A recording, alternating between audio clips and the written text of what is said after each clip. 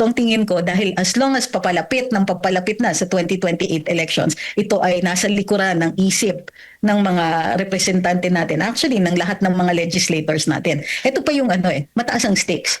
Kung sa lahat, sa katapusan ng lahat ng ito ay magtagumpay si VP Sara at maging presidente, maraming mga karir ang matatapos.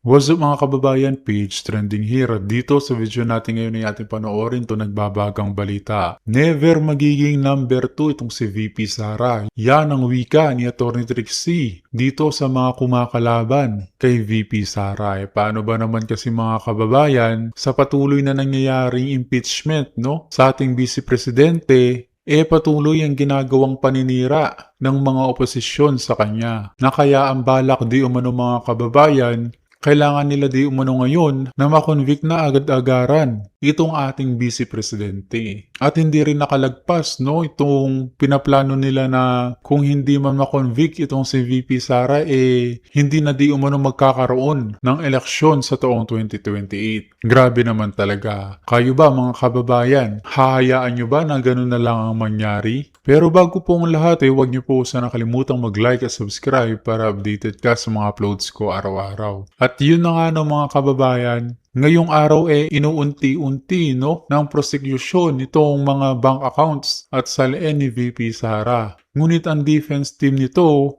talagang chill lamang. Kung kaya naman hindi ko na patatagalin pa, heto na ang buong video. Ugnay naman po doon sa pampulitikang motibo, ayon kay VP, ang akbayan ay may malinaw na pampulitikang motibo, kabilang yung plano nilang tumakbo sa pagkapangulo. Sa tingin po ninyo sa legal na aspeto nito, attorney, gaano ito makakaapekto naman sa kredibilidad ng impeachment complaint? Well, last year pa rin naman yan at alam natin na kaya yan iniendorso ng marami sa mga opisyales ng administrasyon na ito ay nababahala sila sa lakas ng popularidad ni VP Inday na actually since 2022 pa. In fact, kaya siya binoto ng mga tao with the end in view na siya ang susunod na Pangulo. Whether it is inadvertent dahil may posibleng mangyari or dahil sa 2028 siya naman po, it is her turn. So, kumbaga, mababa na ang kredibilidad since last year. Ang tawag dyan in English, naked ambition. Kasi lahat ginagawa nila at in fact hindi nga sila sumunod sa mga patakaran sa ating saligang batas tulad ng due process sa kanilang kagustuhan at gigil na matanggal from the running itong ang ating Vice Presidente for 2028. At maaari ba itong matawag o maituring, attorney, na isang harassment o pang-abuso tulad nga nasabi ng Vice Presidente sa proseso, yung pagsasampa po ng impeachment complaint kung may political bias na itong mga nag-endorso nito? Well, ang tawag dyan ay abuse of right. Just because they can doesn't mean they should. So halimbawa, alam natin na karapatan o mandato ng lehislatura ang magpasimuno at saka mag-file ng impeachment complaint. Ngunit kailangan mayroong pundasyon ito. May violation ng batas o mayroong act na napakasama. Kahit hindi man lang siya umangat to the level of a crime, pero dapat napakasama ng ginawa ng nasasakdal para humarap siya sa isang impeachment at para matanggal sa pwesto ang isang taong may hawak na napakalaking mandato. Gayunpaman, ginagawa pa rin nila kahit marami o tingin ko mayorya ng mga nanonood at sumusubaybay dito ay hindi naniniwalang may tunay ngang nagawa ang ating Vice Presidente to merit such an action. Opo, ganito ho ba talaga ang nature ng impeachment, attorney? Talagang may halong ginagawang sandata yung politika? Hindi dapat. Ngunit hindi maiiwasan kasi hindi nakalagay sa saligang batas na essential yung elemento ng motibo ng mga nagfa-file. Ang dapat nire-require or malinaw naman sa saligang batas pag tinignan ninyo ano ang grounds for impeachment. Makikita ninyo treason, graft and corruption, culpable violation of the Constitution, betrayal of public trust, high crimes. Dapat ganung level, ganun kabigat ang dapat ginawa ng isang tao para sila ay matanggal. Ito ay hindi ginawang madali ng saligang batas precisely for this purpose, para hindi basta-basta magamit para sa mga pansariling interest. Dapat ang pinoprotektahan dito ay interest ng bansa bago ka magtanggal ng isang tao na ginawaran ng mandato. Correct. So, well, parang nakikita natin na ang motibo nga naman nakakapag-unite din ng mga taong hindi matino o hindi maganda ang hangarin. Opo. Pero doon sa timing ng paghahain ng impeachment complaint laban kay Vice Presidente Attorney, sabi ng Supreme Court dapat, di ba, February 6. Yan dapat yung panahon na po pwedeng maghain na. Pero bago ang February 6 ay nakapaghain na itong mga grupong ito laban sa Vice Presidente. Sa tingin po ninyo, kayo pabor din doon sa mga sinasabi ng ilan na magkakaroon ng problema sila pagdating ng panahon pag may magrereklamo sa timing naman ng 1-year bar rule dito nga sa kaso ng Vice Presidente? Well, may basis naman po kasi yung kanilang paghain ng maaga at ang tingin ko medyo nag-aalala sila na baka may maghain ng isang mahinang reklamo katulad ng nangyari dun sa presidente at mai-inoculate, mababakunahan kumbaga ang vice presidente ng 1-year bar rule. So nagmadali sila. Ito ay dahil dun sa desisyon ng Korte Suprema sa motion for reconsideration ay sinabi nila na nag-umpisa ang 1-year bar ng January 14 or 15. Kung kaya't nag-file sila ng February 2. Ang tingin ko, binabalanse nila at ang tansa-tansya nila, ano yung worst na mangyayari? Posibleng i-reject either ng plenaryo o ng Committee on Justice yung premature na paghain, i-uphold yung original decision ng Korte Suprema. No? Posibleng sabihin nila, premature, i-refile nyo na lang uli. Or pwede rin sabihin, premature, hindi sang-ayon sa rules, mag-uumpisa ang 1-year bar rule. So those are the two things na posibleng mangyari. Either way, kung sa worst case scenario, baka umakyat sila sa Korte Suprema para i-clarify kung ano talaga ang nararapat na date. Pero ang tingin ko dyan is, ang tingin ng mga naghain ay minimal yung risk sa pag-file ng February 2. Mataas ang risk kung nag-intay sila ng February 6. Opo, bago ko ipasok kay partner Attorney, may bias ba sa tingin po ninyo yung pagtrato ng HOR dito nga sa impeachment complaint laban kay VP Sara Duterte at doon kay Pangulong Bongbong Marcos Jr.? Well, ang tingin ko dyan, it is a difference of motivations. Kasi doon sa reklamo na inihain kay Pangulong Marcos, ang motivation ng ilang mga kongresista or yung mga, lalong-lalo na yung mga nakaupo sa Committee on Justice ay protektahan ang Pangulo. Samantalang wala tayo pang nakikita o nadidinig sa mga pahayag ng ilang mga representante na ganito din yung intention nila sa ating Vice Presidente. Bukod pa dyan, yung kanilang reaction sa desisyon ng Korte Suprema ay nahahalata yung tila may konti bang pikon na natalo sila doon sa reklamo o doon sa inihain sa petition for certiorari and prohibition doon na inihain sa Korte Suprema. Yung fact na kinailangan ni pang i-refile yung reklamo ni VP Inday ay nakita natin hindi maganda ang pagtanggap ng ilang mga representante at tila may maktol doon sa desisyon, lalong-lalo na may ilang nagsasabi sa kanila. So masyado daw nag-i-interfere sa kanilang powers. Kung sang-ayon kasi sila, hindi natin makikita yung mga ganitong reklamo. So, alam natin that iba po ang pagtanggap talaga. Could we call it bias? Hindi ako sure kasi political ito eh. This is a political process at alam natin na ang politics natin ay may killing talaga depending on the person that you're talking to. So primarily, may motivation talaga towards their own parties and their own interests ang ating mga politicians. So hindi yan nakakagulat, nor is it illegal. Prof, magandang umaga. Si Admar po ito. No? Napag-uusapan yung si Mary Grace Piatos. Nakikita niyo po ba na obligado yung ibang ahensya ng gobyerno, lalo na yung may mga confidential fund din, na magdepensa? Kasi mauungkat yung sistema ng paggamit ng confidential fund. Nandyan yung Office of the President, yung DILG, DND, sa panig naman ng militar and pambansang pulisya, intelligence fund naman yung tawag nila. Nakikita niyo po ba na dapat magsalita or madadamay din sila kung hindi rin sila magsasalita, maaring magiging kasangkapan ito, lalo na ang mga nanguna dito sa pagpapa-impeach nga ay mga makakaliwang grupo, magiging kasangkapan nila para mapuna yung intelligence or confidential fund ng gobyerno? Yun nga po yung danger. Bukas na bukas, kung itong impeachment ay magbunga ng maganda para dun sa mga naghain nito, posibleng maka-establish ng president kahit man lang impeachment proceedings, na makakuha sila ng impormasyon na normally protektado ng Estado because it also is supposed to protect the state. Yung mga intel funds na yan at saka confidential funds, they are secret for a reason, to protect people. Sinabi nga dun sa isang forum ni dating Congressman Mike Defensor na mayroong instance pa nga in one case nung speaker daw si Jose de Venecia na mayroong pagkakataon na mayroong pinilit na impormasyon na ganon at hindi po maganda yung naging resulta na ilagay sa panganib yung mga taong involved sa operasyon na yon. So there is a reason for this. Unfortunately, kapag pumasok na ang partisan politics, lalong-lalo na against a person na talagang maglalagay sa peligro ng mga ambisyon ng ilang mga leaders natin, then reason goes out the window. Unfortunately, ang peligro nito is more widespread and far-reaching than they're allowing us to see.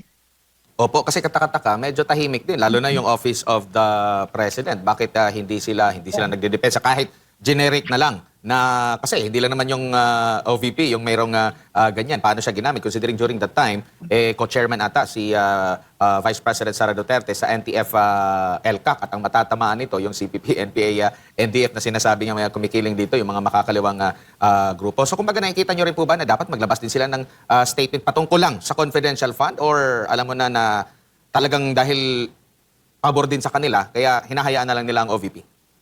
Actually, ang nakikita natin dito ay walang lumalabas na policy statement. Kumbaga, dahil ito ay impeachment at posibleng hindi magdulot ng president para sa kanila kasi hindi siya judicial, Hindi ito, kumbaga mababa yung possibility na aakyat sa Korte Suprema on the merits ito. Ang nakikita ko ay matindi ang kakulangan. Kumbaga, tumataginting ang katahimikan dito na wala silang policy statement pagdating dito sa paglilinaw ng confidential funds. Kung talagang may issue sa paggamit ng confidential funds, baka dapat sinasharpen nila o ginagawa nilang mas madaling intindihin at mas madaling sundin at protektahan ang dapat protektahan sa pagbabago ng polisiya dito. Ayusin halimbawa nila yung Joint Memorandum Circular na naglalahad ng mga rules sa pag-liquidate ng confidential funds. Wala tayong nakikitang ganyan. In other words, maliwanag na it's only the Vice President and yung paggamit lang niya ng confidential funds ang willing nilang ipaungkat.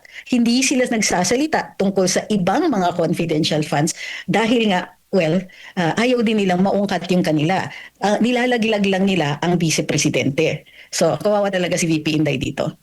Opo. Ma'am, dito po sa naging pahayag ni Senator Risa Ontiveros na kinote doon sa video, maaari ba natin talagang makonclude na dito po sa hakbang nila for impeachment, lalo na doon sa recent interview, nakapanayam din si Senator Risa na sabi niya na kumpiyansa siya, basta magkakaisa lang, kayang matalo ng sinasabi nilang opinion sa pagka-presidente sa 2028 election si VP Sara.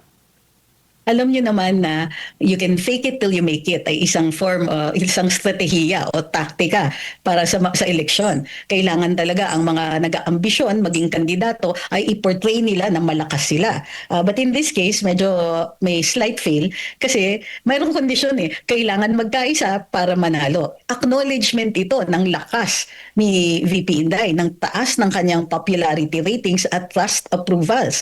So kailangan nilang mag-resort sa ganitong mga strategiya at ganitong klaseng communication style. Kumbaga na magpo-project ka ng strength pero hindi niya kayang i-project ng lubos kasi nga inaamin nila na by themselves o yung itong mga hiwa-hiwalay na maliliit na grupo ay masyadong mahina kung lalabanan nila ang Vice Presidente. So it will require na mag-vote in pa sila para lang magkaroon ng credible na challenge yung kanilang panig. So ako, I don't see that happening anytime soon.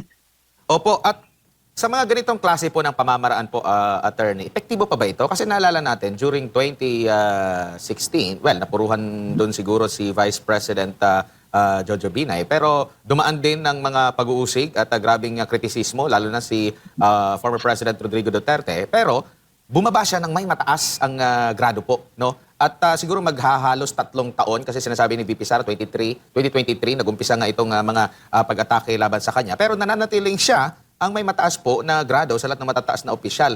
Sa tingin niyo po sa panahon ngayon, sa mata po ng publiko, epektibo pa ba ito? Itong ganitong klase po ng pamamaraan na yung inaakusahan para bumaho yung kanyang pangalan, babango yung nag-aakusa sa kanya at feeling niya na backup siya ng taong bayan at kumbaga may mandato ang taong bayan sa kanya na ilahad kuno ang mga paninira or mga alegasyon laban dito sa pangalawang Pangulo?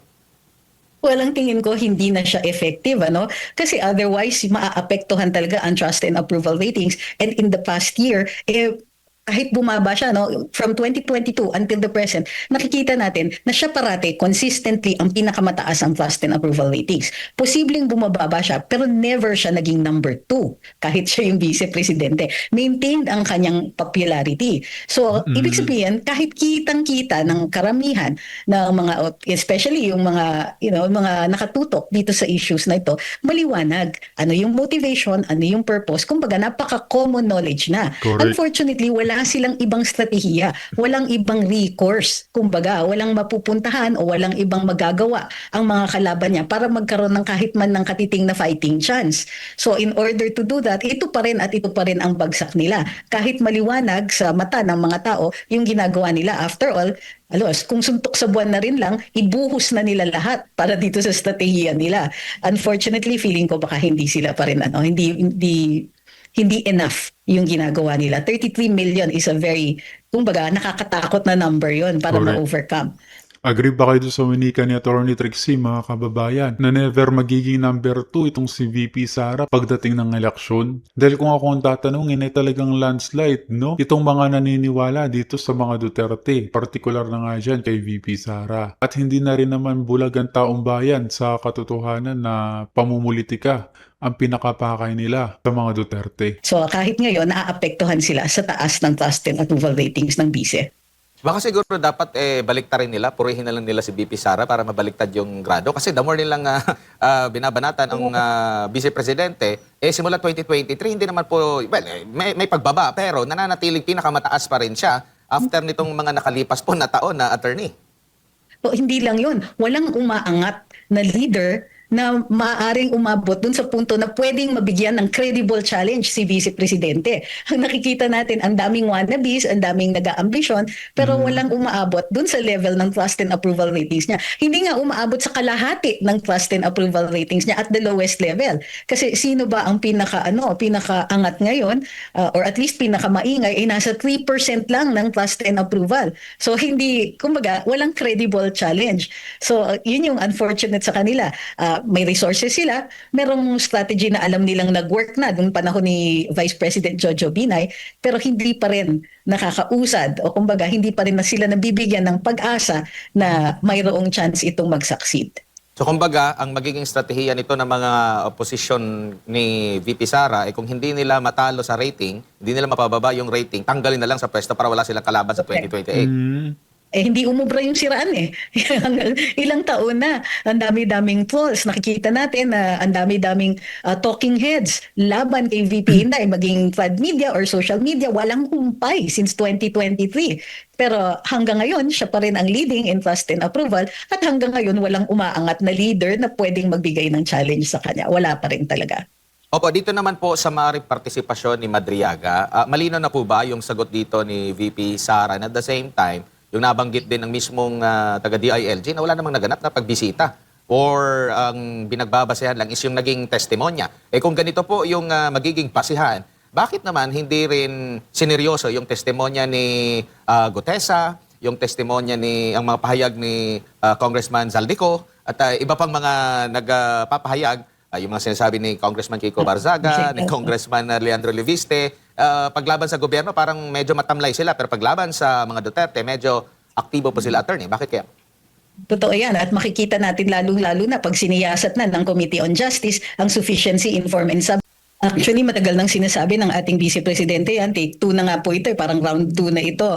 Hindi naman po kasi nagbago yung reklamo na inihain from last year at saka this year. So, napansin din po natin sa sariling pahayag ng mga nagreklamo o naghain ng reklamo na ito, nakikita natin o naririnig natin na ang explanation nila ay dahil daw hindi masyadong nakapag-explain si VP Inday sa kanilang mga paratang last year. Kung matatandaan po natin, nakailang inquiries sa Kongreso o sa Kamara de Representantes ang mga representante natin at panay ang tanong nila kay VP Inday, minsan wala po sa lugar katulad ng sa budget hearing, katulad ng sa ibang mga committee hearings at ang akusasyon pa nila ay bakit daw hindi sumasagot ang ating Vice Presidente sa kanilang mga katanungan at minsan hindi pa daw nagpapakita.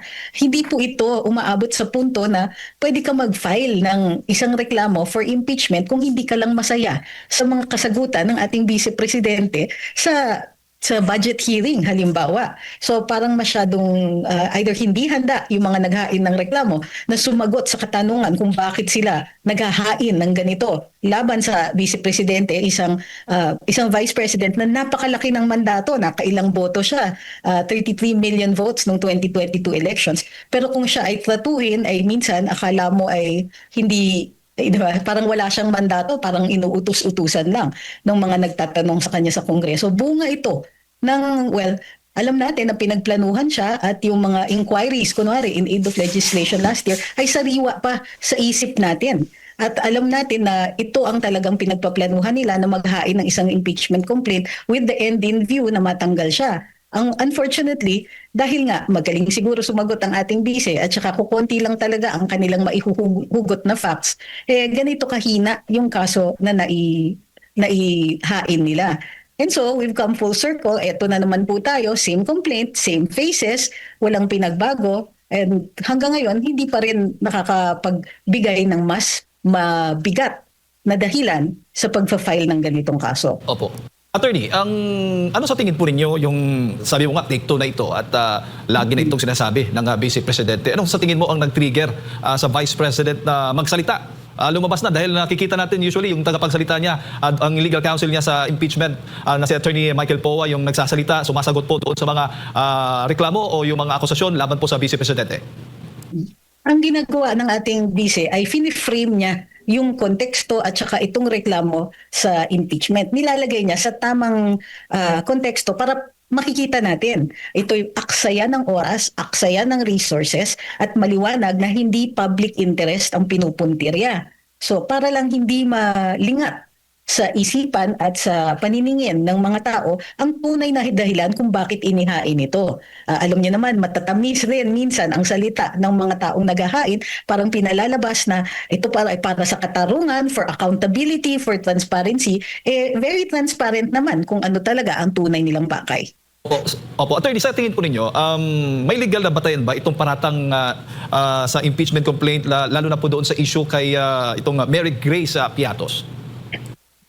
Uulitin natin, medyo nakakabahala na ang mga makakaliwang grupo ang naghain ng isang reklamo na nagde-demand na mag-release ng impormasyon na normally talagang itinatago for national security. Uulitin ko, ang sa saligang batas, ang binabasa natin diyan ay talagang required ang transparency for accountability ng mga public officials. Ngunit may mga exceptions ito at ang isang exception diyan ay national security concerns.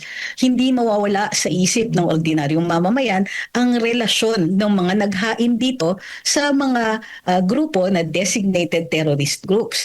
At nakakabahala na sila yung nagde-demand ng pagre-reveal o paglalabas ng mga confidential matters na maaaring makapagpeligro sa buhay ng mga confidential agents or informants or makakapeligro sa mga operasyon na intended na protektahan ang seguridad ng bayan.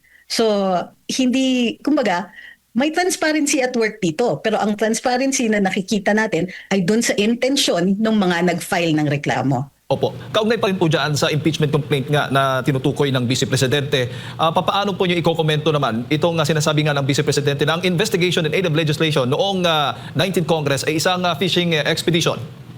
Totoo. At in fact, parang fishing expedition pa rin itong impeachment proceedings. Kasi nga ang sinasabi nila, lalong-lalo na, i-quote natin si dating Congresswoman Franz Castro at saka former Congresswoman Lisa Masa sa kanilang isang forum ay sinasabi nila talaga dahil hindi daw satisfactory ang mga kasagutan ni VP Inday sa kanilang mga inquiries in aid of legislation, ma-file na ng impeachment ng magkaalaman na daw talaga.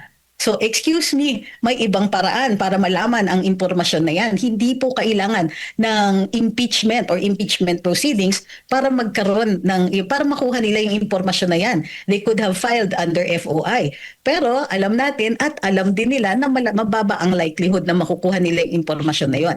Pero hindi lang po yun ang hinahabol nila. Alam natin na hindi pa rin nila binabago yung ibang posibleng hindi nila binabago yung ibang mga paratang, including but not limited to yung mga akusasyon sa kanya nung hindi pa siya vice-presidente with the intention of opening up or kukuha sila ng isang order para mabuksan ang mga bank accounts. Very transparent din ang intention na ganito dahil parang last year pa yan at ang driving force niyan ay walang iba kundi si dating Senador Antonio Trillanes. So yan, nakikita natin na it's not just the information tungkol dun sa mga operasyon, ngunit impormasyon din laban kay VP Inday para magsuko siya ng impormasyon so that they can file other cases. Opo. Substance ng mga reklamo laban kay VP Inday. Kung ang reasoning nila dito sa sufficiency in substance kay Pangulong Marcos, siniyasat nila at pumasok sila sa merito o bigat ng ebidensya, so to speak, laban kay Pangulo, yung standards ngayon na inimpose nila doon sa pagsisiyasat nila ay i-expect na rin ng publiko pagdating dito kay Vice Presidente. Pero more than that, hindi rin kailangan i-compare. Kasi on its own, masyadong mahina yung mga aligasyon ni Madriaga. Hindi natin nakikita na may sustansya ito o suportado ito ng ibang ebidensya since wala namang naipapakita na ebidensya na nagkaharap yung dalawang yon. Kahit man lang ba yung enough for probable cause. 'Di ba? On its own, napakahina ng aligasyon. Ganito yun eh. The more extravagant the accusation, mas mabigat dapat ang kaakibat na ebidensya na i-demand sa iyo. So dito ang sinasabi ay dumalaw pa daw. Si VP Inday, magkakilala sila ng matagal na, may mga inutos sa kanya kahit hindi nga napapatunayan kung ganong katagal na sila at kung ganong kalalim ang pagkakakilala ni Madriaga dito kay Vice Presidente. So wala tayong nakikita na inilalabas nila na sufficient evidence para man lang makaabot sa punto na may probable cause. Wala nga sa punto ng reasonable evidence eh. Wala nga sa punto na na maaaring i-stretch yung imagination mo para maisip na totoo ang sinasabi ni Mr. Madriaga. So, ang demands ng ebidensya dito mataas. So, kung yung ebidensya na similar dito kay Pangulong Marcos, pero tingin ko mas may bigat eh. Kasi halimbawa, may akusasyon si Senadora Amy, mayroong mga public statements already made against the President dun sa ilang larangan sa mga reklamo sa kanya. Dito, there's one single statement, walang support, walang objective evidence tulad ng mga logs, walang eyewitnesses na nagkaharap yung dalawa, at wala ring patunay na andun ang presidente at o ang vice president at all sa na nakausap ito ni Madriaga. So unfortunately nga dahil hindi nga pareho yung bigat, mas marireveal ngayon ang motibo ng Kamara de Representantes kung bibigyan nila ng bigat yung mga ganitong aligasyon na napakahina. Opo, may iba lang po ako ng topic ko po, attorney. Dito naman po tayo sa mataas na kapulungan ng Kongreso po. Ang Senado po ay napaugong last week, no, na magkakaroon daw ng pagbabago, which is hindi naman itinatanggi ng liderato ng Senate na yung pagtatangka, naagapan daw nila, yun yung kanilang termino. At iba-iba yung minsan yung mga pahayag nila minsan conflicting, no? May pahayag din itong si Senadora Loren Legardo, wala namang ganoon na pag-uusapan. Yung isa sabi power sharing, term sharing. Yung isa naman sabi naman na walang ganoon. Parang gusto lang nila na sa 20th Congress merong at least siguro mga ilang buwan na mauupo. Pero yun nga ay tinatanggi. Ano po ang masasabi niyo po ukol dito sa mga ganito po na sa rami-rami ng ating mga problema po ngayon sa ating bansa? Merong ganito tapos in relation din siguro doon sa naging draft report, no, na maraming matatamaan ng mga incumbent na mga senador. Pero may pahayag recently din bago si Senador Ping Lacson na medyo absuelto dito ang Pangulo. Well, it is unfortunate nga na nagkakaroon ng ganitong, kumbaga, exercise ang mga opisyalis natin o yung mga senador natin na ang daming kailangan talakayin doon sa Senado, ang daming hinaharap na problema tulad ng mga basic needs ng mga tao, pagkain, tubig, kuryente, nahihirapan ang ordinaryong mamamayan to cope with daily expenses. Pero ito talaga at kitang-kita. So, tapos hindi pa transparent, no? Ang daming ugong tungkol dun sa mga nangyari. Yung iba ayaw umamin na may ganun, pero yung iba umaamin pero with qualifications. So, ang maliwanag dito naiintindihan natin kung bakit sinasabi na hindi talaga mapagkakatiwalaan ang ilang mga opisyalis natin, lalong-lalo na after the Senate exercise in futility, kumbaga. So, kumbaga papailing ka na lang talaga ito yung pinapakita ninyo sa atin at a time like this. Pero even worse, even worse, the reason na ginagawa yan ay nakakita sila ng pagkakataon. Kumbaga ginagamit nila yung current na impeachment proceedings para isulong yung mga pansariling interes. Of course, from the start, yung administrasyon, nakikita natin na maliwanag yung paggamit ng, suddenly may mga nabubuhay na kaso, suddenly may kasong nabubuksan, suddenly may mga kasong biglang sumusulong at ginagamit ito blatantly harap-harapan sa atin ng mga opisyales both in the executive and in the Senate.